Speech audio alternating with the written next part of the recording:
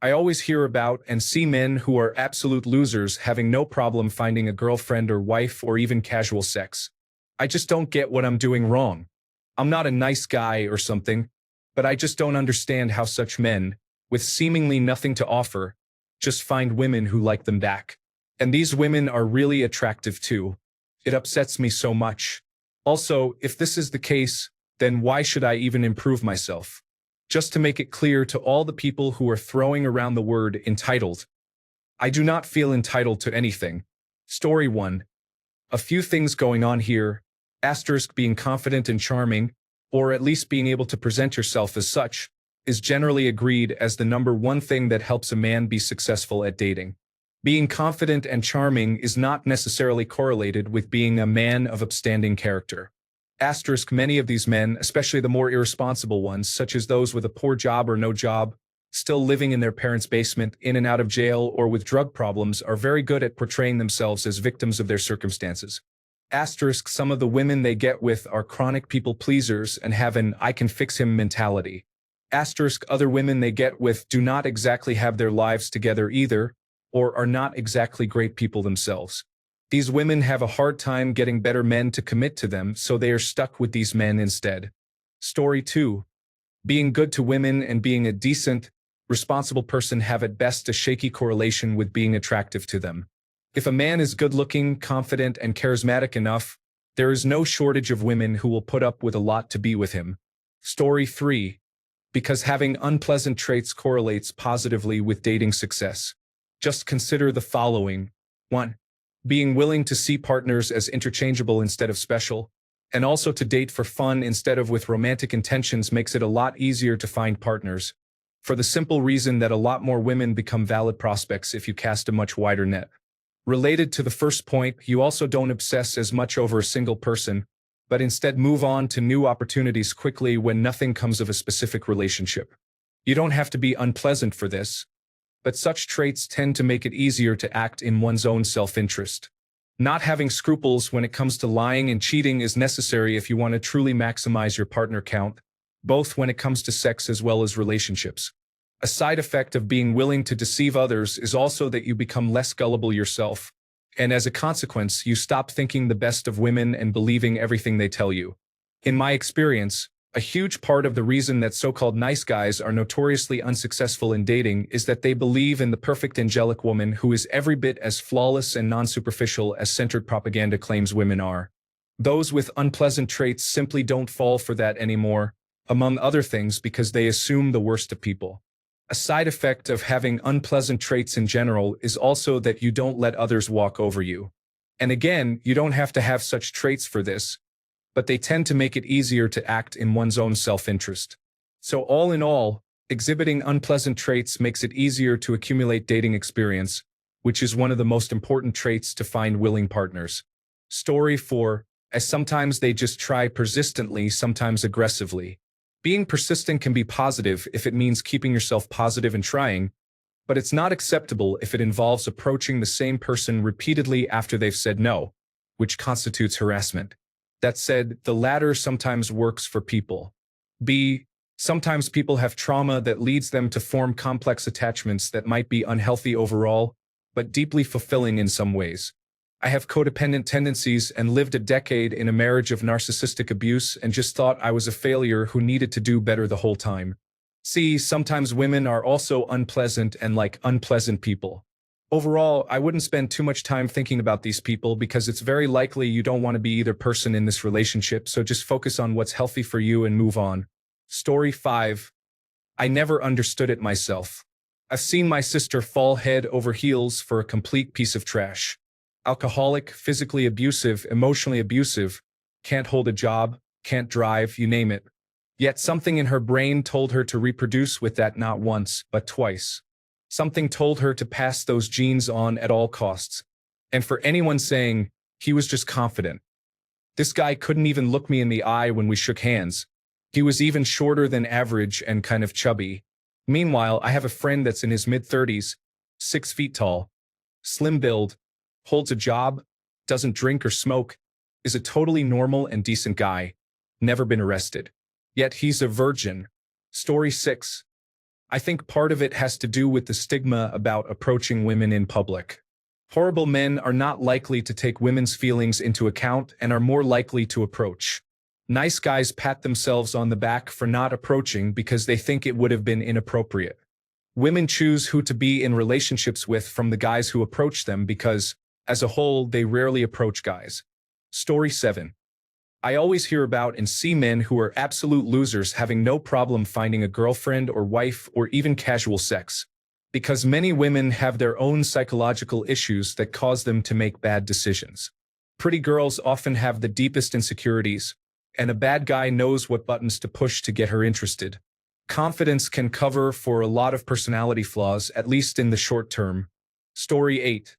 There's a lot of overlap in the Venn diagram consisting of men who are both extremely good-looking and easily able to date, outside of any other factors.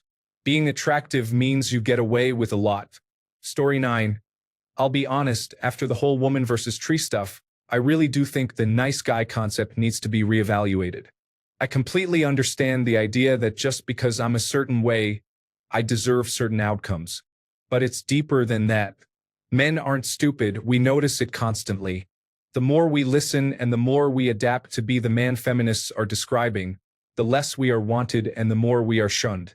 I feel that if women would like to be taken seriously for their concerns, they need to be addressing women just as much, if not more, than they do men. Story 10. Women are attracted to confidence, which is something many horrible men have naturally. It's also the mentality of I can change him or being the reason why they change, but they just end up being miserable and blame all men for being the same. Story 11. How do nice men end up with horrible women? The same way.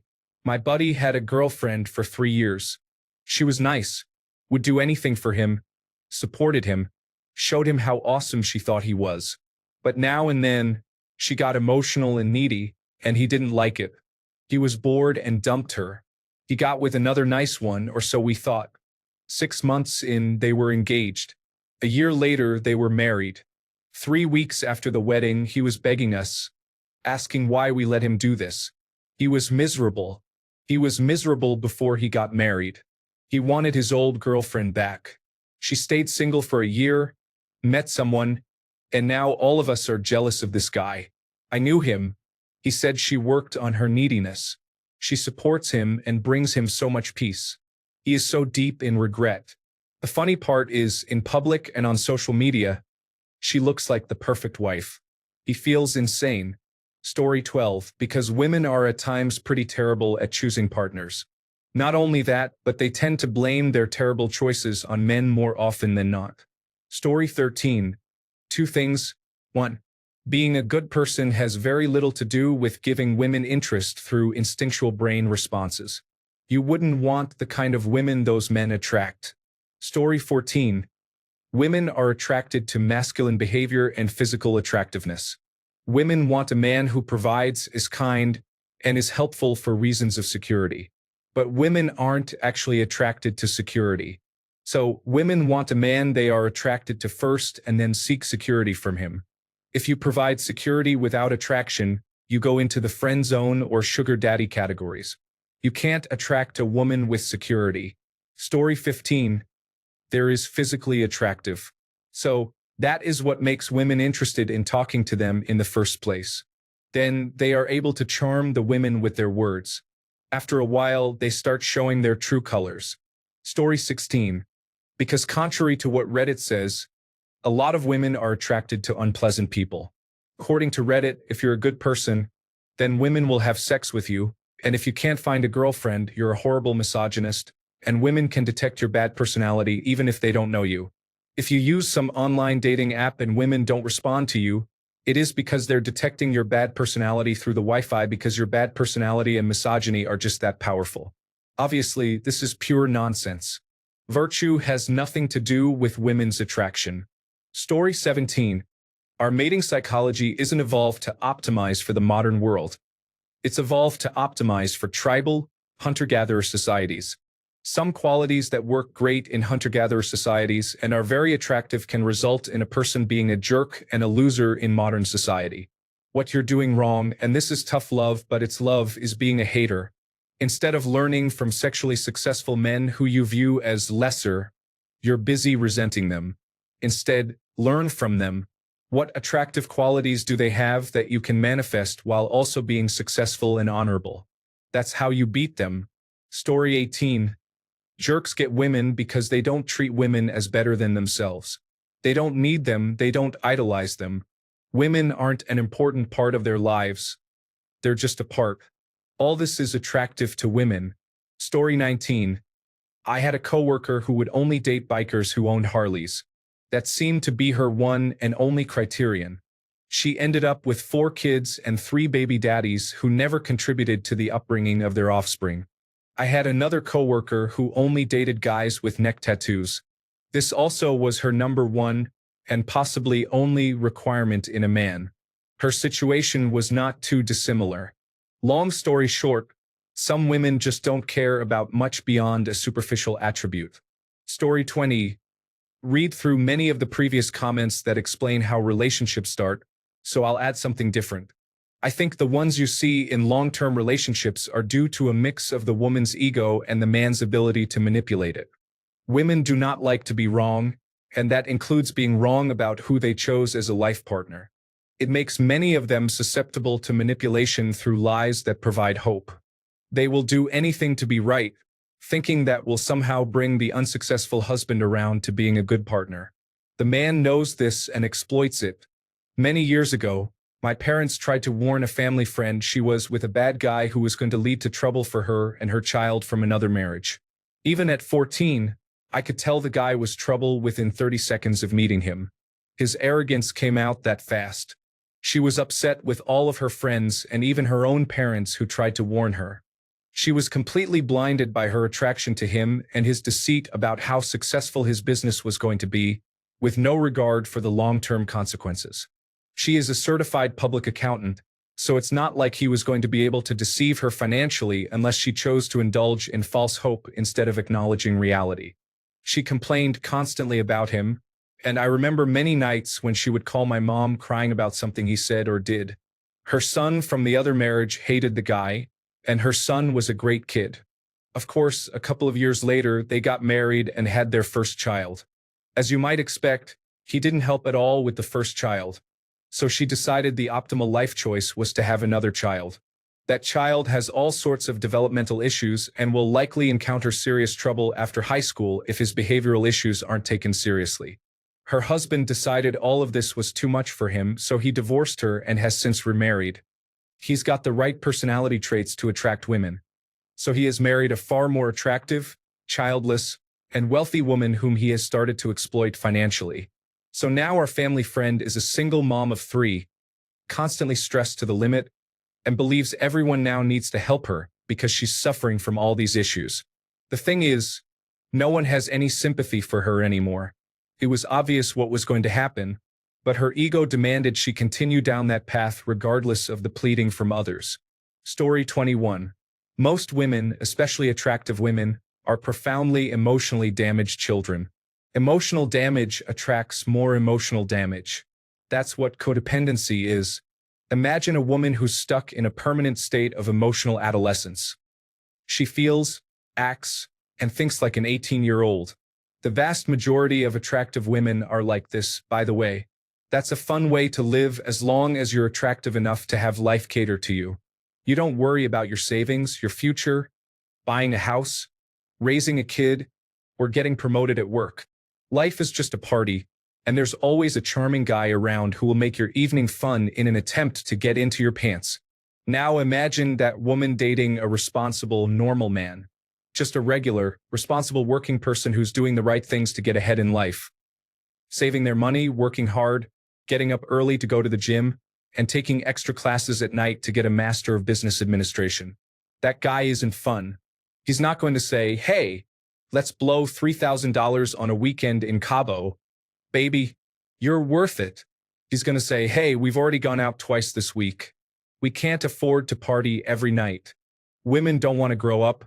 They just want someone who will make them feel young forever. And the responsible guy can't do that until he makes partner at 37 and can throw money at attractive 22-year-olds, which is exactly why that kind of pairing is so common. Sorry, buddy, But if you're a responsible 20-something dude who isn't wealthy, then you simply don't have anything to offer women like this. Either find a similarly responsible woman who can recognize your long-term value, or play the long game and spend your 40s and 50s looking for women online. Story 22.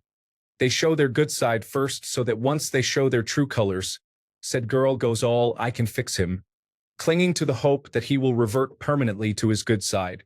Or dudes get really lucky and find someone who hates being alone and sacrifices their happiness to help rid themselves of the loneliness.